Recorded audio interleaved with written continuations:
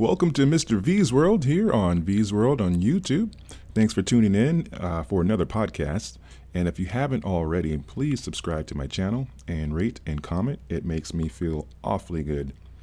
Today's show is a different topic. I want to talk about why breakups hurt so much. Why do they hurt so much? And also how interesting it is that most of us attach old songs to our lost loves, and we associate a lot of emotions in these songs that we hear. And that's why I'm doing the show today, because I heard a song a minute ago that I kind of forgot about, and it brought back some memories of a breakup that I had way back in the mid 80s. Yes, I was alive back then, but seriously, I'm in a relationship now, and I'm very happy in that relationship, and we are just doing great. Izzy, I love you, honey. Anyway, so let's move forward here. Why is it that breakups feel so terrible? Part of the reason, I think, is when we are in love or having feelings of love, everything is heightened. I mean, everything. Colors look bright. Food tastes better. Just everything is right as rain until the storm comes, and it inevitably will come. It's just a matter of when and if you can weather through that. So that's why breakups happen, because people cannot weather through stuff. And another thing is, you know what? Nobody really enjoys the pain that they're going through or the sadness, but sometimes down the road, we eventually get over it. Eventually, most of us do. And for those who are still hanging on, let that stuff go. It's not worth it, because in the long run, he's gone or she's gone, okay? And they're not coming back, most likely. Another thing that I want to point out is eventually emotions do fade, and in their place, only memories remain, good and bad, and some memorable, of course, and others are forgettable. But that's just life. I recall my first love when I was 12 years old. Stephanie Thompson, Stanford valedictorian. I can't even say that word, by the way. I always screw that word up. You know what I mean. Stephanie Thompson was a really cute girl. Really cute. And I fell in love with that girl right away. She had brains, and she just had utter cuteness about her. So it was my first kiss, and it was on my birthday, of all things. That's why I remember exactly my age.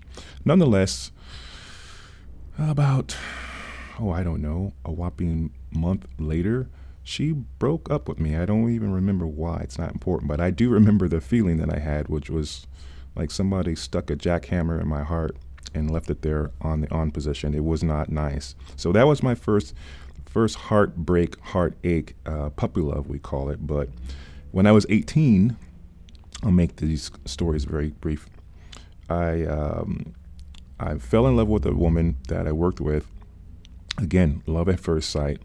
And she and I got together. She was studying at Stanford University, and I was working at the shopping mall there and the record store, and she was working there too.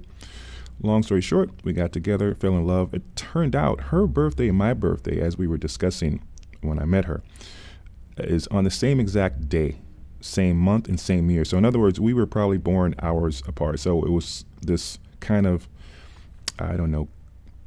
cosmic coming together. But she took my virginity and never gave it back. I didn't ask for it back, by the way. It was a wonderful experience for me. But 4 months later, she broke it off because, as she put it, her grades were slipping. And her parents were pretty much not happy about that, because they were paying all that money for her to go to school.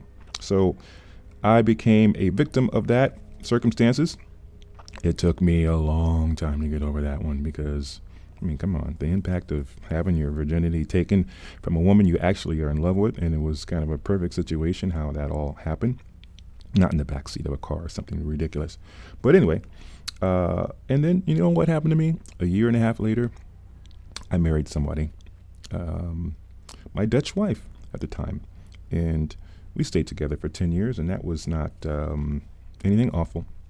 But it did end. And again, once again, you have the heartache, heartbreak thing happening. But you eventually get over that. And I'm happy to say the last time that I had to go through any of this was in the last decade. So what I've learned, well, let me tell you, let me share that with you. What I've learned is, for me personally, to embrace my pain and embrace the heartbreak, because it lets me know that I'm alive. It lets me know that I feel things, and I feel them deeply and sincerely. So if I'm crying in my milk or in my soup or whatever the saying is, then I know that this is real and I am alive. I would be afraid if I just didn't care, or didn't feel anything for these individuals that I have been involved with for some time. So it's like what Captain Kirk said this in a movie once. I love Star Trek, by the way. He said he doesn't want to ease his pain. I need my pain, in a quote. So I don't want to ease my pain. I need my pain. I thought, you know what? I stopped the movie and I literally just sat there, and it made a tremendous amount of sense to me.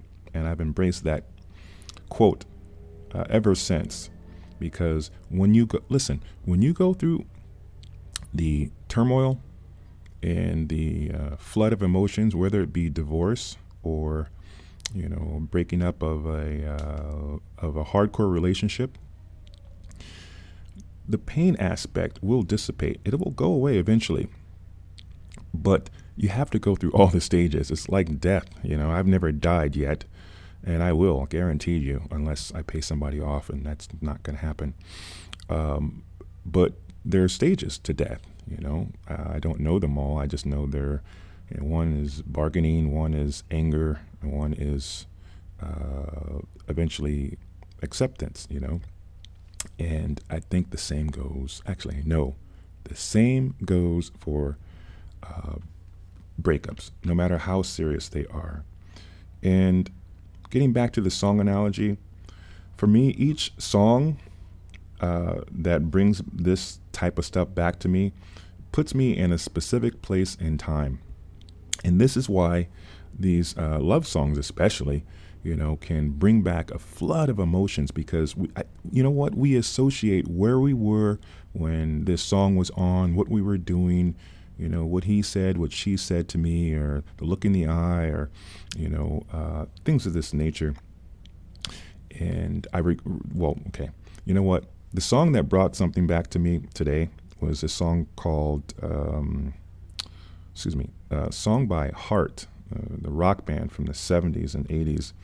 They had a song. It was just on for the life of me. I just spaced it out of my head. Oh, it was a song called These Dreams. And it was their only number one hit. And they were a great band, by the way. They did songs like Barracuda and Crazy something. I don't know. I can't remember that song now. All of a sudden, I'm drawing blanks. I'm sorry, people. Anyway, this song, These Dreams, was a wonderful song. It's a slow song, ballad, but it's their only number one hit. And the reason I remember it so well is because that breakup that I had with the student at Stanford back when I was 18, it was playing in the car, my first car that I bought. And she was around when I bought that car. We went on dates in that car, and it was on AM radio. And I just happened to be driving to work. That song was out back in '86 or something. And it came on, and I heard it a couple of times before, of course, because it was a big hit. But this one particular time, it was raining, and it was cloudy weather outside, and I was pretty down in the dumps because of this breakup. And I just recall listening to the lyrics and really feeling the sentiment and the melody and all these things. So since then, I've always associated that song with the feelings of despair. And I want to know from you, do you have the same thing with songs? And if so, leave me a comment about your story and what song that might be and why you are so attached to it in this manner. So I'm going to cut this one short because I get long-winded sometimes. I really thank you for listening in on this podcast. And just remember, you eventually will get over whatever is ailing you. And if that's heartache and heartbreak, it seems like it will never go away. It seems like, you know, you just want to die to release yourself from this anguish and just terrible sensation. But trust me, after being married and divorced and having some long-term relationships falter, I know.